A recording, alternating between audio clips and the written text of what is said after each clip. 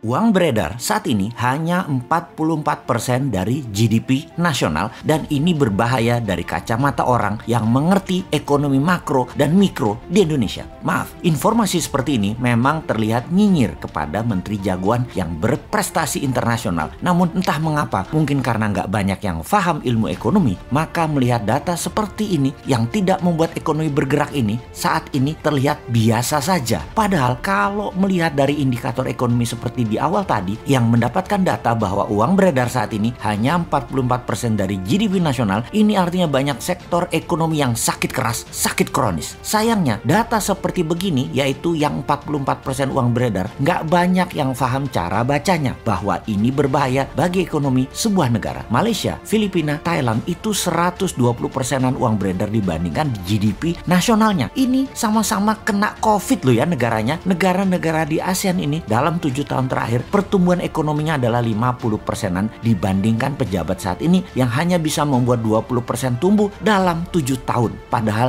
niat dan janji sucinya dulu 50%-an tumbuhnya dalam 7 tahun karena setiap tahun katanya ekonomi harus tumbuh 7%. Dan kalau semua itu tercapai tumbuhnya 50%-an. Ini harusnya ya 50%-an dalam 7 tahun. Ternyata tidak tercapai, hanya 20%. Dan untuk menutupi kegagalan tersebut, maka strategi yang dilakukan oleh yang katanya jago ekonomi dan keuangan negara tersebut yaitu menggunakan FDI, Foreign Direct Investment. Oke, bolehlah strateginya. Sekedar mengingatkan di mana nanti para new mind kalau berkuasa beda strateginya. Pakai DDI, Domestic Direct Investment. Pakai kekuatan kita sendiri dalam negeri, anak bangsa. Saat ini oleh old mind, anak bangsa kekuatan sendiri tidak dipercaya. Bahkan 4L sering mengatakan Indonesia belum mampu, jadi perlu orang Tiongkok. Heran ya, kok anak bangsa diejek tapi oleh fansnya nggak ada yang mencela atau yang kecewa. Oh lupa, punya pasukan buzzer yang selalu meluruskan hal yang bengkok dengan narasi. Bener deh, sangat jelas kalau strategi sekarang adalah cinta asing. Karena itu dipilih investasi FDI. Sekali lagi, namanya juga keputusan orang populer. Semua dilakukan terlihat benar lah. Sampai suatu hari piring kalian kosong,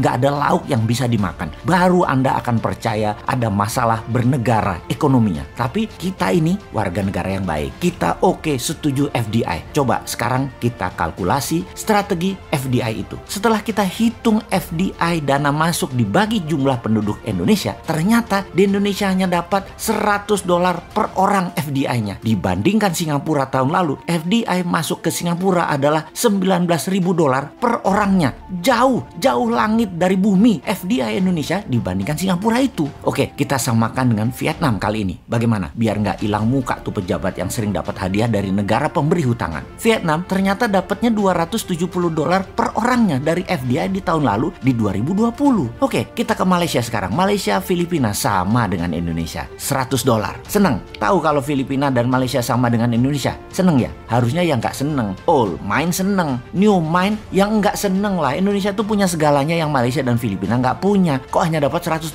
Lalu apa strateginya? Ya kembali ke klasik. Karena old mind bisanya cuma satu, yaitu hutang lagi. Oke, mau lihat dari kacamata mana indikator ekonominya sekarang? Bagaimana kalau kita lihat dari pertumbuhan kredit? Tiap tahun harusnya kredit disalurkan itu tumbuhnya 15% dibanding tahun sebelumnya. Di mana 15% itu pasti akan menumbuhkan 7%-an ekonomi. Namun, beberapa tahun belakangan ini kredit hanya 2-3% pertumbuhannya. Ya bagaimana ekonomi mau tumbuh 7%?